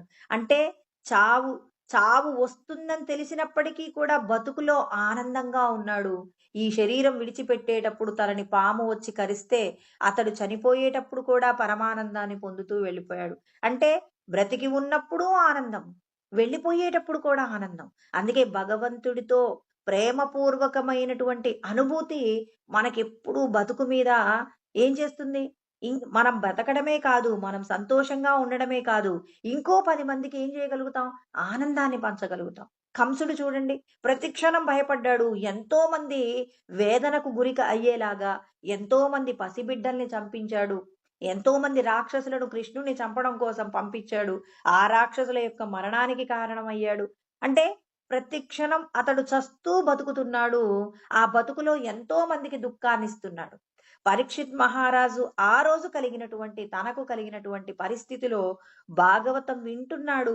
విని ఆనందాన్ని పొందాడు, ముక్తిని పొందాడు. మనం కూడా ఇవాళ భగవంతుడి కథలు చెప్పుకొని ఆనందించడానికి ఆయన పెట్టినటువంటి భిక్ష. ఆ రోజున ఆయనకున్నటువంటి భగవంతుణ్ణి తెలుసుకోవాలి, భగవత్ కథలు విని ఆనందం పొందాలనేటటువంటి కుతూహలం ఇవాళ మనకి కూడా జీవితాన్ని సంతోషభరితంగా చేసుకోవడానికి కావలసిన విధంగా భాగవతం మనందరి కోసం అందించబడింది. అర్జునుడికి కలిగినటువంటి వైరాగ్యం బంధుప్రీతి చేత యుద్ధం చేయనన్నాడు. ధనం మీద తనకేమైంది? ప్రేమ లేదు. కానీ బంధుప్రీతి చేత యుద్ధం చేయనన్నాడు. బంధుప్రీతిని పోగొట్టేందుకు కృష్ణ పరమాత్మ గీతోపదేశం చేశారు. మనమందరం కూడా బంధుప్రీతి చేతనే ఈ దేహ సంబంధమైన విషయాలను కొనసాగించుకుంటూ అనేక శరీరాలు పొందుతాం. ఇక శరీరాలు పొందకుండా ఉండాలంటే మనందరం ఏం చేయాలి? భగవంతుడు చెప్పినటువంటి భగవద్గీతలో చెప్పబడిన ఉపాయాలన్నీ కూడా మనం ఏం చేయాలి? పాటించాలి. ఆచరణ ఉన్నప్పుడు మాత్రమే సాధ్యం. నా దగ్గర ఇన్ని పుస్తకాలు ఉన్నాయండి అని ఒక పిల్లవాడు అంటున్నాడు. కానీ ఆ పుస్తకంలో ఏముందో చదవట్లేదు. చదవకపోతే వాడు పరీక్షలు పాస్ అవుతాడా? పాస్ కాడు. పుస్తకాలు చాలా ఉన్నాయి. వాటిలో చెప్పబడినటువంటి సారాంశాన్ని తను ఏం చేయాలి? అధ్యయనం చెయ్యాలి. అధ్యయనం చేయకపోతే పిల్లవాడు ఎలా అయితే పరీక్షలో ఫెయిల్ అవుతాడో, మనం కూడా భగవంతుడు ఉన్నాడంటున్నాం, ఆయన తెలుసుకునేటటువంటి సాధనలన్నింటినీ కూడా మనం ఏం చేయాలి? ఎవరైతే ప్రయత్నం చేస్తారో, అంటే రాగద్వేషాల నుండి విడిపడటానికి భగవంతుడు చెప్పేటటువంటి ఉపాయాలేంటి? ఆయన ఏమంటున్నాడు? నిరాశీ నిర్మమో భూత్వా అంటాడు. దేనియందు ఆశ అనురాగము లేకుండా చూసుకోండి అంటున్నాడు. దేని పట్లనైనా మనకు ఆశ ఉందనుకోండి, ఆ ఆశ మిమ్మల్ని ఏం చేస్తుంది? ఇంకొక శరీరాన్ని పొందడానికి కావలసిన స్థితి ఇస్తుంది. భగవంతుడు నాకు ఏదిస్తే దానితోనే సంతోషంగా ఉంటానన్నారనుకోండి, అప్పుడు మీకు ఆశ లేదు, అనురాగం లేదు. మిమ్మల్ని ఎవరైనా తిట్టారు, ఈశ్వరుడు నన్ను తిట్టారు. ఎవరైనా మీకు పిలిచి అన్నం పెట్టారు, ఈశ్వరుడు నాకు ఈరోజు అన్నం పెట్టారు. ఎవరు నన్ను ప్రేమగా చూస్తున్నారు, ఈశ్వరుడు చూసుకుంటున్నారు. ఇలా నా తల్లి నన్ను ప్రేమగా చూసుకుందని, లేకపోతే హ్మ్, నా పిల్లలు నన్ను సంతోషంగా చూసుకున్నారని, ఇలా మనం దేహ బంధాల మీద వ్యామోహం పెంచుకుంటున్నంత కాలం మీరు భగవంతుడికి దూరమవుతారు. ఆయా రూపాలలో ఉన్నది పరమాత్మ చైతన్యమే అని గ్రహిస్తే మనం ముక్తిని పొందుతాం. ఇక్కడ అందుకే ఆయన ఏం చెప్తారంటే, మత్తః పరతరం నాణ్యత్ కించిదస్తి ధనంజయ. ఇక్కడ కృష్ణ పరమాత్మ ప్రతి ఒక్కరికి కూడా జ్ఞానాన్ని అందిస్తూ ఉన్నారు. మీరు దేహ సంబంధమైనటువంటి విషయాల నుండి విడిపడటానికి ప్రతి ఒక్కరూ ప్రయత్నం చేయాలి. చేసేటటువంటి ప్రయత్నంలో ఎలా ఉండాలి అనంటే, పరమాత్మ ప్రతి ఒక్క శ్లోకంలో కూడా చెప్తున్నారు. ఏమంటున్నారు? ఇవన్నీ నావి అనేటటువంటి మమత్వం నుండి విడిపడండి అంటున్నారు. ప్రతి మత్తః పరతరం నాణ్యత్ కించిదస్తి ధనంజయ మయి సర్వమిదం ప్రోతం సూత్రే మణిగణా ఇవ అన్నారు. అంటే ఇక్కడ ఏమన్నారు? హారములన్నీ కూడా ఏమవుతున్నాయి? దారము యొక్క ఆధారము చేత ఏమవుతున్నాయి? ఇక్కడ హారంగా మార్చబడుతున్నాయని. అంటే మణులు హారంగా మారాలంటే ఏం చేయాలి? దారం ఆధారంగా ఉండాలి. అదే విధంగా పరమాత్మ యొక్క శక్తి చేతనే 84 లక్షల రకాల ఉపాధులన్నీ కూడా జీవిస్తూ ఉన్నాయి. ఆ జీవిస్తున్నటువంటి ఉపాధులన్నింటిలో కూడా భగవంతుడే ఉన్నారు కాబట్టి, నేను మాట్లాడడానికి ఎవరు శక్తినిస్తున్నారు? భగవంతుడే. నేను చూడడానికి ఎవరు శక్తినిస్తున్నారు? భగవంతుడే. ఇప్పుడు మనకి సెల్ ఫోన్లో బ్యాటరీ లేకపోతే పనిచేస్తుందా? సెల్ ఫోన్ 10,000 పెట్టి కొనుక్కున్నాం, కానీ బ్యాటరీ లేదు. లేకపోతే పనిచేస్తుందా? అంటే బ్యాటరీ యొక్క విలువని మనం తెలుసుకున్నప్పుడు ఆ ఫోన్ని మనం ఏం చేస్తాం? వాడుకుంటాం. ఆ బ్యాటరీ యొక్క విలువ తెలియాలి. ఆ విలువ తెలిసినప్పుడు మనం ఏం చేస్తాం? ఎప్పుడైనా సెల్ ఫోన్లో ఛార్జింగ్ డౌన్ అవుతుంది అన్నప్పుడు ఏం చేసుకుంటామండి? వెంటనే ఛార్జింగ్ పెట్టుకుంటాం ఫోన్కి. అదే విధంగా లోపట ఉన్నటువంటి ఆత్మ యొక్క శక్తి చేతనే నేను మాట్లాడుతున్నాను, నేను తింటున్నాను, నేను వింటున్నాను, నేను చూస్తున్నాను అని ప్రతి క్షణము కూడా మనం ఏం చేయాలి?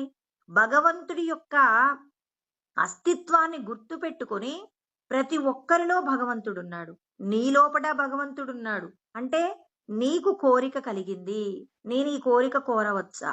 నేను ఏది కావాలనుకున్నా అది నెరవేరుతుందా? నెరవేరదా? నేను పూర్వజన్మలలో చేసినటువంటి పుణ్యం ఉంటే నెరవేరుతుందండి. నేను పూర్వజన్మల్లో చేసిన పుణ్యం లేదండి. అప్పుడు భగవంతుణ్ణి కావాలి స్వామి, నాకు ఇది కావాలి, ఇది కావాలంటే ఇస్తాడా? ఇవ్వడు. అంటే ఇక్కడ నీ యొక్క ఇచ్చ పని చేస్తుందా? పని చేయదు. అందుకే పరమాత్మ ఏమంటున్నారు? మీరు ఏ కర్మ చేసినా ఫలితాన్ని కోరకుండా, నేను చేస్తున్నానని కాకుండా నా చేత ఈశ్వరుడు చేయిస్తున్నారని మీరు కర్మ చేయండి. న కర్తృత్వం న కర్మాణి లోకస్య సృజతి ప్రభుః న కర్మఫల సంయోగం స్వభావస్తు ప్రవర్తతే.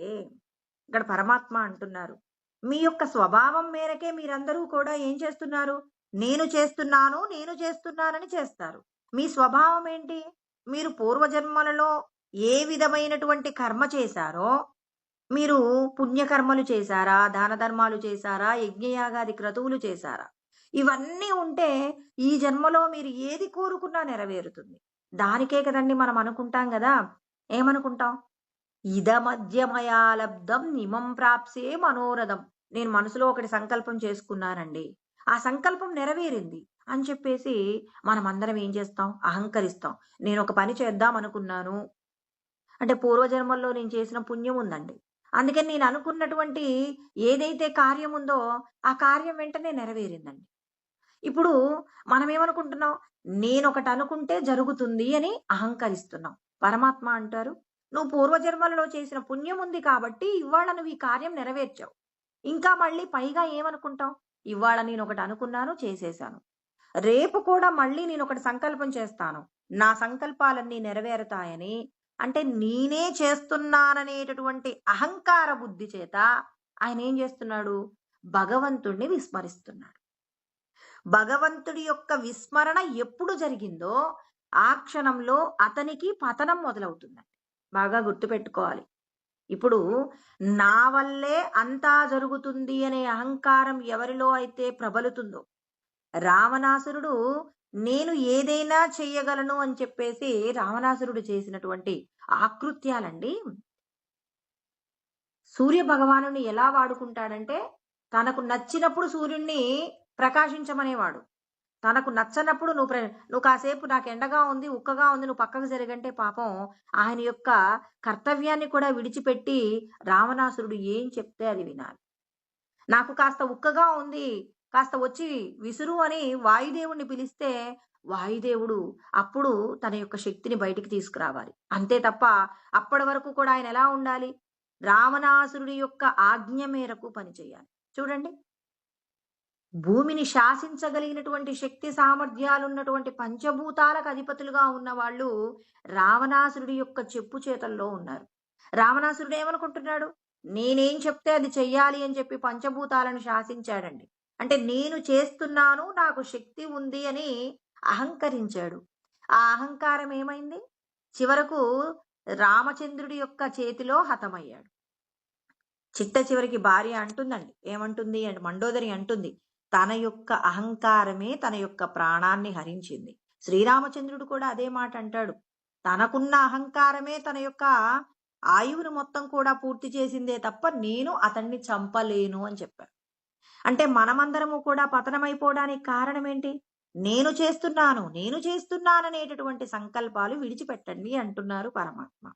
అందుకే ఆయన అంటాడు, కర్తృత్వాన్ని నాకు అప్పచెప్పండి. అందుకే అబ్దుల్ కలాం గారు కూడా, నేను ఎప్పుడు ఈ మాట చెప్తుంటానండి, అబ్దుల్ కలాం గారు చెప్పిన మాట, ఆయన ఎంత గొప్ప స్థితిలోకి వెళ్ళాడో మనందరికీ తెలుసండి. అబ్దుల్ కలాం గారు కూడా ఏమంటారు? భగవంతుడికి భాగస్వామ్యం ఇచ్చి మీ పనులన్నీ చేసుకోండి, అంతేకాని నేను చేస్తున్నానని అహంకరించకండి. 16వ అధ్యాయంలో కృష్ణ పరమాత్మ చెప్పారు, ఎవరైతే నేనే చేస్తున్నాను, నా వల్లే అన్ని జరుగుతున్నాయి అనుకుంటున్నారో వాళ్ళందరినీ కూడా తీసుకెళ్లి నేను ఎక్కడ వేస్తానంటే, తానహం ద్విషతః క్రూరాన్ సంసారేషు నరాధమాన్ క్షిపామ్యజశ్రమ శుభాన్ ఆసురిష్వేవ యోనిషు, నీచమైన యోనులలోకి పడవేస్తానంటున్నాడు. నేను చేస్తున్నానని ఎవడైతే అహంకరిస్తాడో, అహంకరించిన ప్రతి ఒక్కడిని తీసుకెళ్లి నేనేం చేస్తాను? అగ్నిజ్వాలలో పడివేస్తానంటున్నాడు. అంతేకాదు, ఇంకా నీచమైన యోనుల్లోకి నేను అతన్ని తీసుకెళ్లి విసిరివేస్తానంటున్నాడు. అందుకే ఇక్కడ మనకు శాస్త్రం తెలియడం వల్ల, మీరు చేస్తున్నారా, మీ చేత భగవంతుడు చేయిస్తున్నారా? ఆత్మ చైతన్యమాశ్రిత్య దేహేంద్రియ మనోదియ, ఆత్మ యొక్క శక్తి చేత మన దేహము, మనస్సు, ఇంద్రియాలు పనిచేస్తుంటే మనం ఏం చేస్తున్నాం? మన దగ్గర చాలా శక్తి ఉందని మనకు నచ్చిన మాటలు మాట్లాడుతున్నాం, నచ్చిన విధంగా ప్రవర్తిస్తున్నాం, నచ్చిన విధంగా భగవంతుడు చెప్పినటువంటి విధానాలు విడిచిపెట్టి ప్రవర్తిస్తున్నాం. ఈ ప్రవర్తన చేత ఏమవుతారు? మీరందరూ కూడా మళ్ళీ మళ్ళీ నీచమైన శరీరాలు తీసుకోవడానికి కావలసిన స్థితి వస్తుంది. ఆ పరమాత్మ అంటున్నారు, నేను చేస్తున్నానని చెప్పేసి కర్మ చేశారనుకోండి, నా దత్తే కస్య చిత్పాపం న చైవన సుకృతం విభు. మీరు కొన్ని పుణ్యకర్మలు చేస్తారు, నేను చేస్తున్నానని. అలా చేసినప్పుడు మీకు కొంత పుణ్యం వస్తుంది. ఆ పుణ్యం వల్ల మీరందరూ సుఖపడండి, నాకేం ఇబ్బంది లేదు. తర్వాత మీకు కష్టాలు కూడా వస్తాయి. కష్టాలు వచ్చినప్పుడు కూడా మీరే కష్టపడండి, నేనైతే తీసుకోను. ఆయన చెప్తాడు, అజ్ఞానేనావృతం జ్ఞానం తేన ముహ్యంతి జంతవః.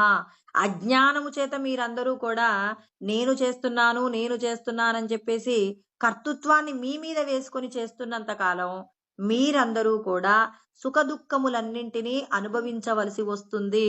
ఇక ఈ సుఖదుఖములేవీ లేకుండా పరమశాంతి పొందాలి అనుకుంటే, జ్ఞానేనదు తదజ్ఞానం ఏషాం నాశితమాత్మనః తేషాం ఆదిత్యవజ్ఞానం ప్రకాశయతి తత్పరమని కృష్ణ పరమాత్మ మనకి ఇక్కడ 5వ అధ్యాయంలోనే ఈ విషయాలన్నీ వివరణ చేస్తారనమాట. అంటే ఆయన ఏమంటున్నారు?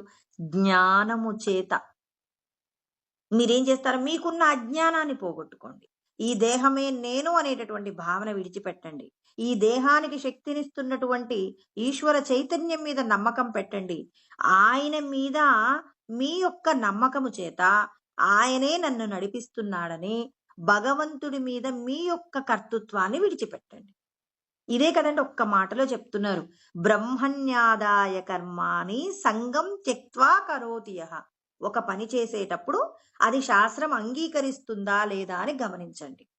శాస్త్రం ఎప్పుడు అంగీకరిస్తుంది?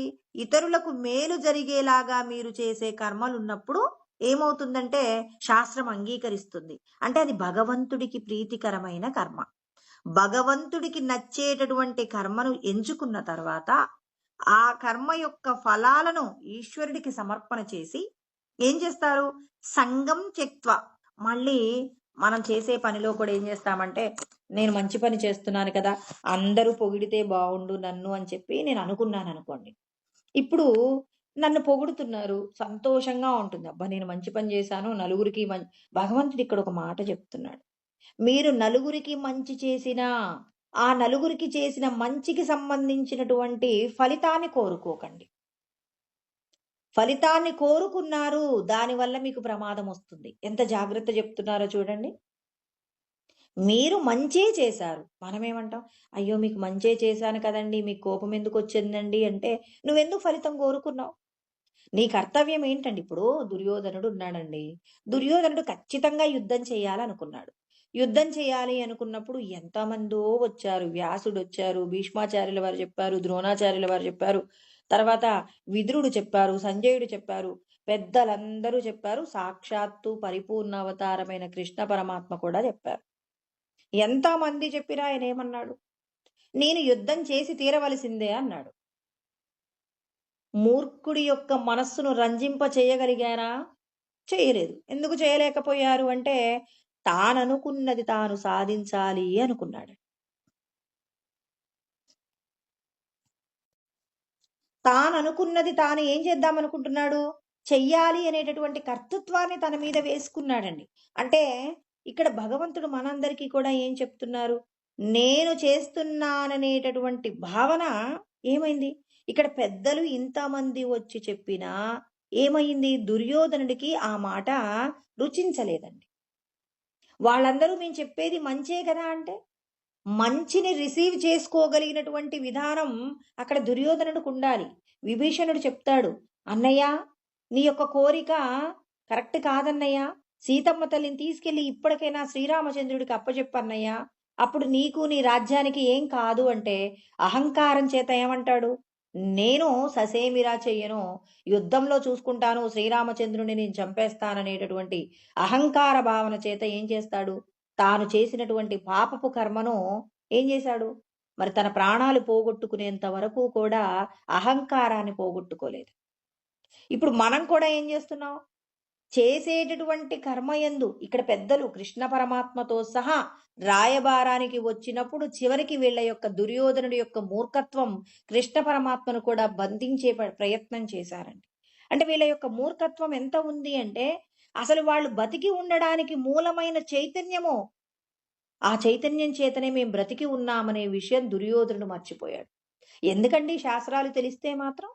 రావణాసురుడికి కూడా తెలుసు భగవంతుడు విశ్వమంతటా ఉన్నాడన్నాడు, కానీ తనకున్నటువంటి శక్తి సామర్థ్యాలే గొప్పవి అని తలిచాడు. ఆ తలంపు తనకేం చేసింది? తనకు మృత్యువు కలిగేలాగా చేసింది. అంటే ఇక్కడ మనం అందరం ఏం చేస్తున్నాం? నేను చేస్తున్నానంటానికి ముందు అసలు ఈ శరీరానికి శక్తినిస్తుంది ఎవరు? ఈ శరీరానికి శక్తినిచ్చేది ఆత్మ అయినప్పుడు నేనేమీ చేయటం లేదు అని చెప్పేసి నా చేత ఈశ్వరుడు కర్మ చేయిస్తున్నారన్నప్పుడు, నువ్వు చేసేటటువంటి పని 10 మందికి మంచి జరగాలి అని కోరుకున్నప్పుడు ఆ కోరుకునేటటువంటి కోరిక కూడా ఉండకూడదంటాడు భగవంతుడు. 10 మందికి మంచి చేయాలని నువ్వు ఒక పని చేస్తున్నావు, ఆ పని యందు ఫలితము నీకు అవసరం లేదు. ఒకవేళ ఆ ఫలితము నిన్ను ఉన్నత స్థాయికి తీసుకువెళ్ళవచ్చు, దాని చేత నువ్వు పొంగిపోమాకు. ఒకవేళ నువ్వు కోరుకున్నాడు, శ్రీకృష్ణుడు రాయబారానికి వచ్చాడు, పరమాత్మ రాయబారానికి రావాల్సిన అవసరం ఏముందండి? శాంతిని ప్రసాదించే ప్రయత్నం ఎప్పుడూ చేస్తాడు కృష్ణ పరమాత్మ. పెద్దలైనటువంటి వాళ్ళు ఎప్పుడూ కూడా ఏం చేస్తారు? ఇరుపక్షాల మధ్య సామరస్యం కోసమే ప్రయత్నం చేస్తారు. ఆ ఇరుపక్షాల మధ్య ఉన్నటువంటి సామరస్యం పొసగనప్పుడు మాత్రమే ఏమవుతుంది? ప్రమాదం జరుగుతుంది. ఇక్కడ దుర్యోధనుడు ఏం చేశాడు? కృష్ణ పరమాత్మను బంధించే ప్రయత్నం చేశాడు. అంటే ఇక్కడ కృష్ణ పరమాత్మ మంచి పనే కదండి చేసింది. మరి మంచి ప్రయత్నానికి ఏ ఫలితం వచ్చింది? చెడు ఫలితం వచ్చింది. ఆయన్ని బంధించే ప్రయత్నం చేశారు. అయ్యో! నేను భగవంతుడినే వస్తే మీకెందుకు నన్ను బంధించాలని అని కృష్ణ పరమాత్మ వాళ్ళని ఏమైనా శిక్షించాడా? శిక్షించలేదు. పైగా ఆయన ఒక ఆయన ఏం చేశాడు? విశ్వరూప దర్శనమే చేశాడు. వాళ్ళ భాగ్యం. ఆ భాగ్యాన్ని కొంతమంది చూడగలిగారు. అంటే ఇక్కడ చూడండి, చేసేది మంచి పనే. కృష్ణుడే మంచి పని చేయడానికొస్తే అక్కడ ఉన్నటువంటి వాళ్ళు మంచిగా తీసుకున్నారా? కృష్ణ పరమాత్మను దుర్భాషలాడారు. అతన్ని నిందించినటువంటి సమయం ఎప్పుడైనా ఉందా అండి? దుశ్శాసనుడు కానివ్వండి, తర్వాత మన దుర్యోధనుడు కానివ్వండి, ఆనాడు ఉన్నటువంటి దుష్ట సంఘం ఎవరైతే ఉన్నారో వాళ్ళందరూ కూడా కృష్ణ పరమాత్మను ఏదో ఒక విధంగా నింద చేసే ప్రయత్నం చేశారు. ఇన్ని నిందలలో కూడా ఏనాడైనా కృష్ణ పరమాత్మ దుఃఖపడ్డాడా? ఎందుకు దుఃఖపడలేదు? మనం కూడా మంచే చేశాం కదా, అవతలి వాళ్ళు నన్ను ఎందుకు ఇలా అన్నారని చెప్పి మనం దుఃఖపడతాం.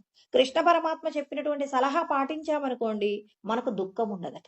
నమాం కర్మాని లింపంతి నమే కర్మ ఫలే స్పృహ. ఇక్కడ 4వ అధ్యాయంలో కృష్ణ పరమాత్మ చెప్పిన మాట మనం కూడా చెప్పుకున్నామండి. ఎన్నో శ్లోకము అంటే 14వ శ్లోకంలో చెప్తారు, నమాం కర్మాని లింపంతి. నాకు కర్మలు అంటవు, కర్మఫలాలు నన్ను అంటవు. ఎందుకు? ఏమన్నాడు? నాకు కర్మఫలముల పట్ల స్పృహ ఉండదు. ఎందుకు ఉండదు అంటే, మరి నేను కర్మఫలాల గురించి ఆలోచించను. నేను వీళ్ళకు మంచి చేశాను, వాళ్ళు నన్ను పొగడాలి అని నేను అనుకోను. మనమందరం ఏం చేస్తాం? అవతలి వాళ్ళకు మంచి చేశాం కదా, వాళ్ళు నన్ను పొగడకపోయారు, పైగా తిడుతున్నారు అని చెప్పేసి మనం ఏం చేస్తాం? అవతలి వాళ్ళకి చేసిన మంచిని మర్చిపోయి వాళ్ళ మీద కోపాన్ని పెంచుకుంటామండి. ఒకప్పుడేమో జాలిపడి వాళ్ళకు మంచి చేశాం, వాళ్ళన్న మాటల చేత ఇప్పుడు వాళ్ళ మీద మనం ఏం చేస్తున్నాం? శత్రుత్వాన్ని పెంచుకుంటున్నాం. అసలు నువ్వు వాళ్లకు మంచి చేసేటప్పుడు ఫలితం కోరుకోవడం వల్లేగా నీకు ఈ కష్టం వచ్చింది. భగవంతుడు ఏమంటున్నారు? నీకు అప్పజెప్పబడిన కర్మ ఏంటి? ఆయన ఏమని చెప్తున్నారండి? ఏతాన్యపితు కర్మాని సంగం త్యక్త్వా ఫలాని చ కర్తవ్యానీతి మే పార్థ నిశ్చితం మతముత్తమమని కృష్ణ పరమాత్మ తన యొక్క భావములను చెప్తూ ఉన్నారనమాట. అంటే నా ఉద్దేశం ఏంటంటే, పెద్దలు చెప్తున్నారు, కృష్ణ పరమాత్మ చెప్తున్నారు, ఏంటి నా ఉద్దేశం? మీరు యజ్ఞములు, దానములు, తపస్సులు చెయ్యండి. అంటే ఇతరులకు మంచి పనులు చెయ్యండి. ఆ మంచి పనులు చేసేటప్పుడు ఫలితాన్ని మీరు కోరుకోమాకండి. ఫలితమును కోరకుండా మీరు ఆ పనిని చేయడం మీ బాధ్యతగా స్వీకరించండి. నేను వాళ్లకు మంచి చెప్పడం నా బాధ్యత. వ్యాసుడు వచ్చాడండి, మూల వంశం అండి. కౌరవ సామ్రాజ్యానికి మూల పురుషుడు ఎవరు అంటే వ్యాసుడి నుంచే ఈ సంతానం అంతా కూడా కలిగింది.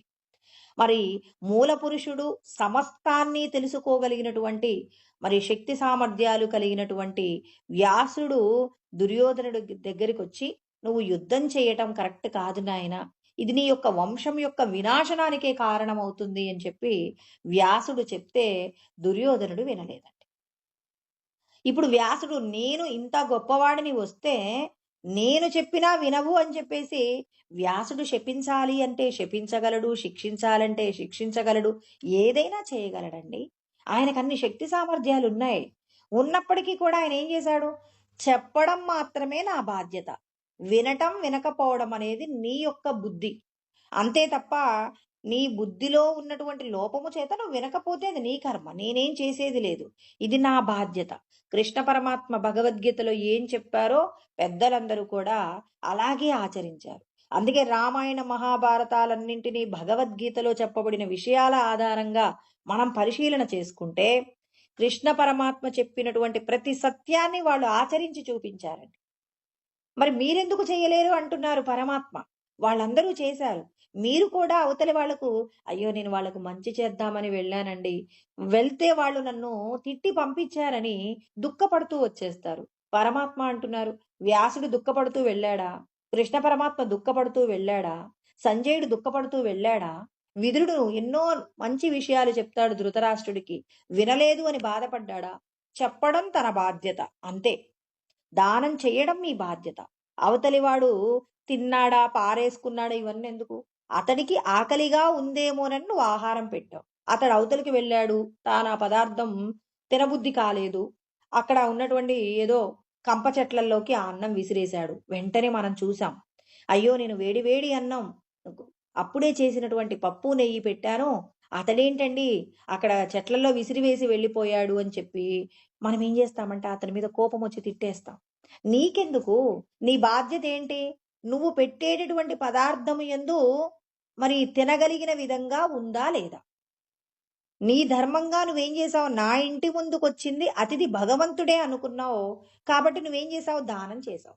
చేసిన దానాన్ని తర్వాత అతడు ఏం చేసుకుంటే నీకెందుకు? కృష్ణ పరమాత్మ భగవంతుడు ఇదే మనందరికీ ఈ చెప్తున్నారన్నమాట. సత్యమే చెప్తున్నారు. కర్మ చెయ్యడంలో జాగ్రత్తలు నేర్పిస్తున్నారు. ప్రతి ఒక్కరూ కూడా చిన్న విషయానికి కూడా మనసంతా కూడా పరిపరి విధాలుగా నలుపుకుంటూ ఉంటారు. చాలా విధాలుగా బాధపడుతుంటారు. మంచి మాట చెప్పాను, మంచిని తీసుకోకపోగా నన్ను మళ్ళీ పైగా 2 అనకూడని మాటలు అని పంపించారని బాధపడతాం. అవతల వాడికి ఏదైనా ఇస్తే ఆ ఇచ్చిన దాన్ని సరిగ్గా వాడుకోలేదని బాధపడతాం. భగవంతుడంటారు కర్తవ్యానిది. ఇది నీ బాధ్యత. అంతవరకే. నీ బాధ్యత తదనంతరం నీకెందుకు? తల్లిదండ్రులు పిల్లలకు సంపదలిస్తారండి. ఆ పిల్లలు ఎదగాలి, గొప్పగా అవ్వాలి అని కోరుకుంటారు. కానీ వాడి యొక్క ప్రారబ్ధంలో ఉన్నటువంటి దోషాలు ఏం చేస్తున్నాయి అతన్ని? సక్రమమైనటువంటి జీవనం గడిపేలాగా అతనికి కావలసిన ఆనుకూల్యతలు లేవు. పూర్వజన్మలలో అతను చేసినటువంటి పాపపు కర్మలు, ఈ జన్మ ప్రయత్నంలో అతనుకున్నటువంటి వ్యసనాలు, తనకున్న సంపదనంతా కూడా ఏం చేసుకుంటూ ఉంటారు? నాశనం చేసుకుంటారు. అలా నాశనం చేసుకుంటున్నప్పుడు చూస్తున్నటువంటి తల్లిదండ్రులు ఏం చేస్తుంటారు? ఎంతో దుఃఖాన్ని పొందుతారు. భగవంతుడు అందరూ సంతోషంగా ఉండడానికే ఉపాయాలు చెప్తున్నారు. నీ బాధ్యత సంపాదించటం, ఇవ్వటం వరకే. వాళ్ళ దగ్గరికి వెళ్లి మీరు ఇది తప్పు నాయనా అని చెప్పగలరా? చెప్తే వినగలిగిన స్థితిలో నీ పిల్లలుంటారా? ఉండరు. మరి ఉండనప్పుడు నువ్వెందుకు బాధపడతావు? కృష్ణ పరమాత్మ భగవద్గీతలో చెప్పబడిన ప్రతి విషయాన్ని గనక మనం ఆచరణలో పెట్టుకున్నామనుకోండి, ప్రతి క్షణము కూడా ఆనందంగానే జీవిస్తాం తప్ప దుఃఖాన్ని ఎప్పుడూ పొందమండి. మనమందరం ఎప్పుడు దుఃఖపడతామంటే, మన మనసుని ఏం చేస్తాం?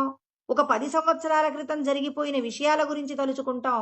రేపో ఎల్లుండో జరగబోయే విషయాల గురించి ఆలోచిస్తాం కానీ, ఈ క్షణంలో నువ్వు చెయ్యబోయేటటువంటి కార్యం మీద మాత్రం దృష్టిని పెట్టడంలో చాలా అసమర్థమైనటువంటి స్థితిలో ఉంటాం.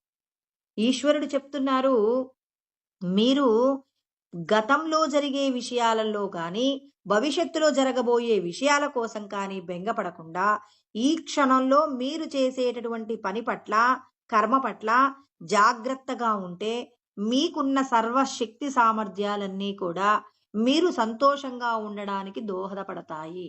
అంటే మనకున్న శక్తినంతా కూడా మనం చేసే పని పట్ల పెట్టట్లేదండి.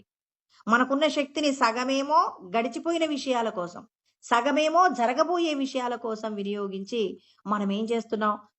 చేసేటటువంటి పనిలో అనేక రకాలైనటువంటి లోపాలతో మనం మన కర్మను పూర్తి చేసి, ఈ పని పూర్తయిన తర్వాత బాధపడతాం. అయ్యో! నేనలా చేసి ఉండకూడదు. నేనిలా చేసి ఉండకూడదు అని చెప్పేసి మరి బెంగపడుతూ ఉంటారు. ఇక్కడ భగవంతుడు మనందరికీ అదే చెప్తున్నారు.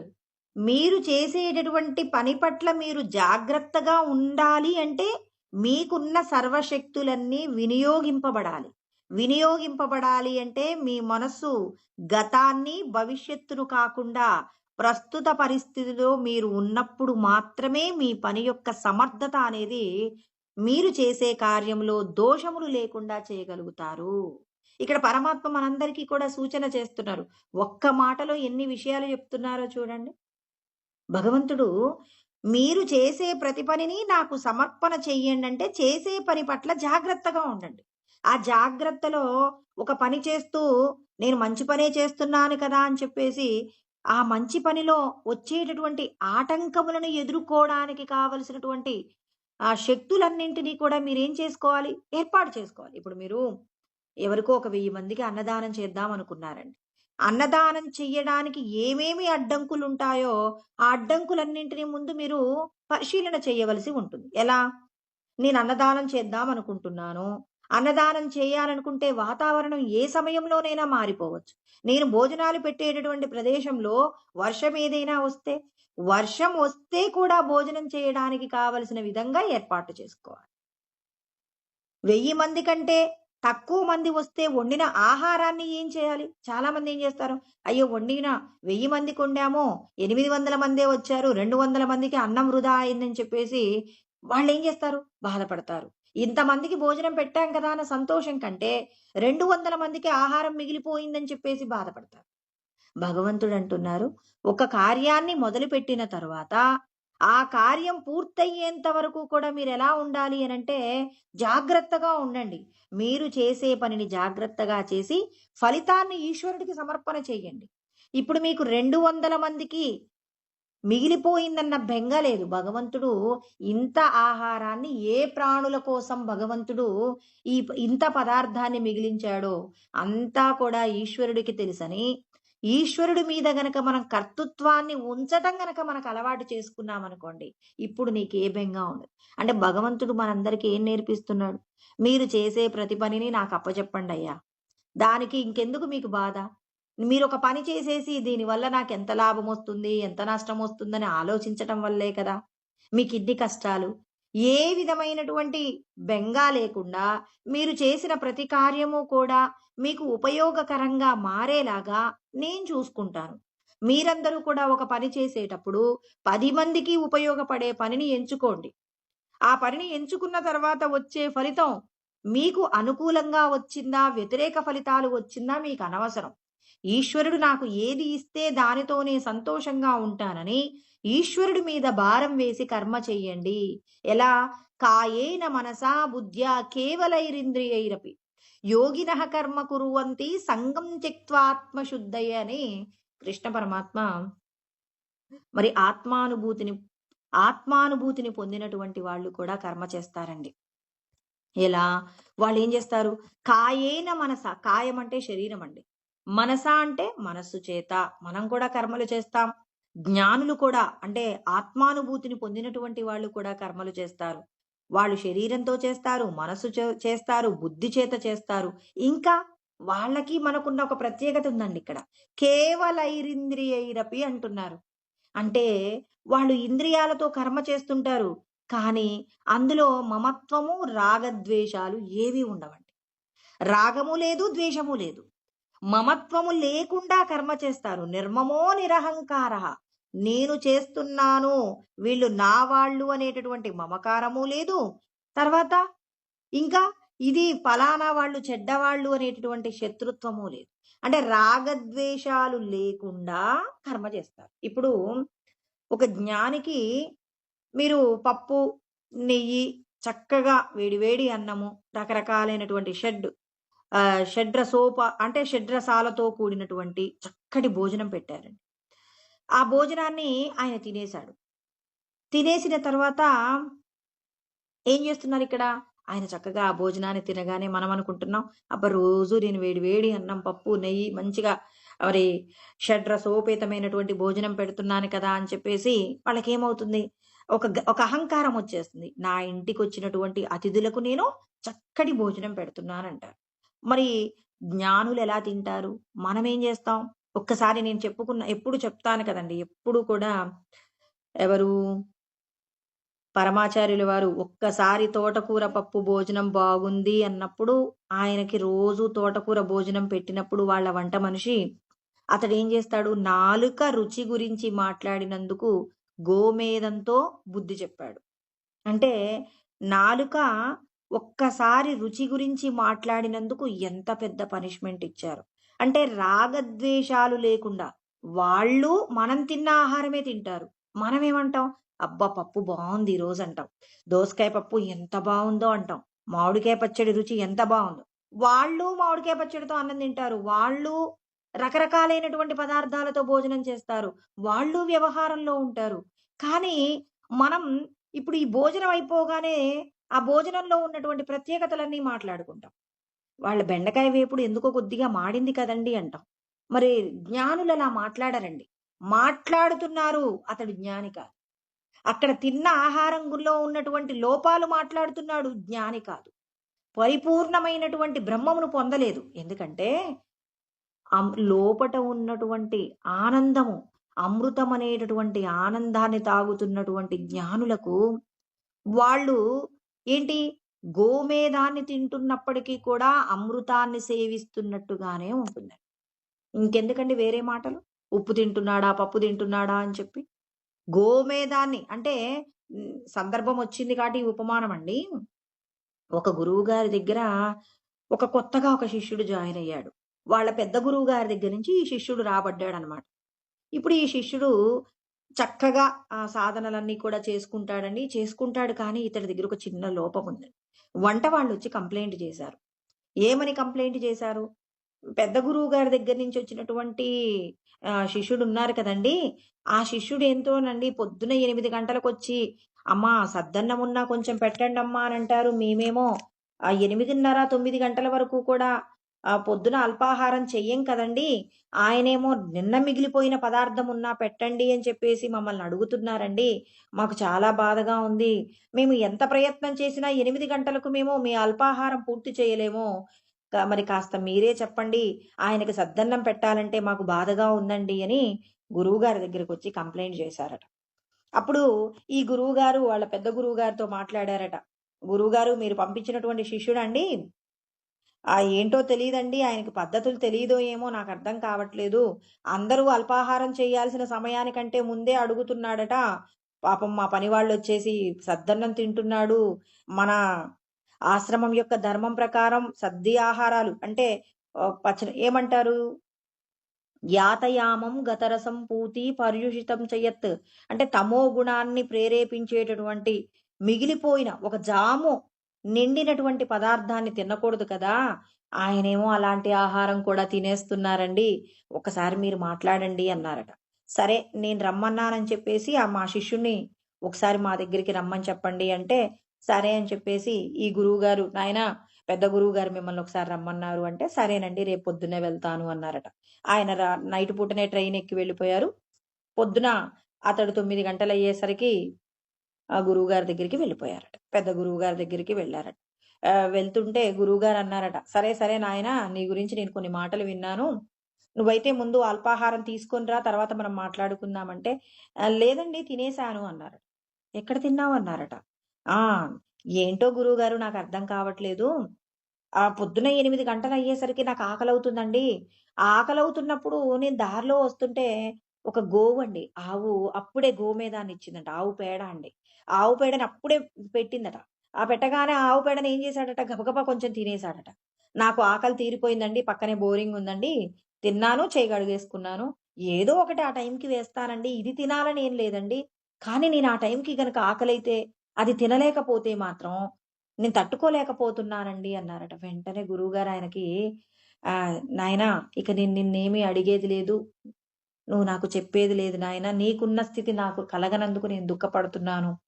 "అదేంటి గురువుగారు ఎందుకలా అంటున్నారు? అసలు నాకెందుకండి అంత తొందరగా ఆకలవుతుంది?" అంటే, "నువ్వు రుచి అనేటటువంటి విషయంలో నీకు ఏమాత్రము కూడా ఇది రుచిగా ఉన్న మనం చూడండి ఇవాళ మనం అన్నం తింటున్నాం. కాస్త ఆహారంలో గనక రుచి తక్కువైన పదార్థం ఉందనుకోండి, ఒక ముద్ద తక్కువ తింటాం. ఇప్పుడు మన ఇంట్లో అందరం అన్నం ఎక్కువ వండుకుంటామండి. పిల్లలు, ఇంట్లో ఉన్న వాళ్ళందరూ రుచిగా ఉంటే ఒక ముద్ద ఎక్కువగా తింటారు. రుచి తక్కువగా ఉంటే అన్నం ఎక్కువ మిగిలిపోతుంది. పొద్దున్నే ఏంటండి అన్నం పడేస్తున్నారంటే, పిల్లలకి రాత్రి కూర నచ్చలేదట, అందుకే అన్నం మిగిలిపోయిందంట. ఒక్కొక్క రోజు అన్నం మిగలదు. పిల్లలు రుచిగా ఉందని చెప్పేసి అందరూ తినేసారండి అంట. అంటే మనం రుచికి లొంగిపోయి ఆహారాన్ని తీసుకోవడంలో ఎక్కువ, తక్కువ తీసుకుంటున్నాం. కానీ ఆయనకి ఈ పదార్థం తినాలని లేదు. ఆకలి వేసింది తిన్నాడు. ఆ తినేటప్పుడు ఆయనేం చేస్తున్నాడు? అమృత తుల్యమైనటువంటి ఈశ్వర స్వరూపంగా, పరబ్రహ్మముగా ఆయన స్మరణ చేస్తూ తినేస్తున్నాడు. తింటున్నది ఏమిటి అనే ఆలోచన లేదండి. అంటే రాగద్వేషాలను జయించడం అంటే ఇది. ఇక్కడ అదే చెప్పారు. కేవలైరింద్రియైరపి అంటే మమతానురాగాలు లేకుండా, రాగద్వేషాలు లేకుండా ఇంద్రియముల చేత కర్మ చేస్తారు. వాళ్ళు అన్నం తింటున్నారు, మనము అన్నం తింటున్నాం. వాళ్ళు కర్మలు చేస్తున్నారు, మనం కర్మలు చేస్తున్నాం. మనం ఎవరింటికైనా వెళ్ళొచ్చిన తర్వాత వాళ్ళ గురించి ఏదో ఒకటి మాట్లాడుకుంటాం. మన ఇంటి నుంచి వాళ్ళు వెళ్ళిపోయిన తర్వాత వాళ్ళ గురించి మనం, మన గురించి వాళ్ళు ఏదో ఒకటి మాట్లాడుకుంటారు. కానీ ఈ క్షణంలో జరిగినటువంటి కర్మ నేను భగవంతుడితోనే చర్చ జరుగుతుంది అని చెప్పి నాకు భగవంతుడు ఏదిస్తే అది ఈశ్వర ప్రసాదమని ప్రతి క్షణంలో భగవంతుణ్ణి దర్శనం చేస్తూ అనుభూతి పొందుతూ కర్మ చేస్తారు.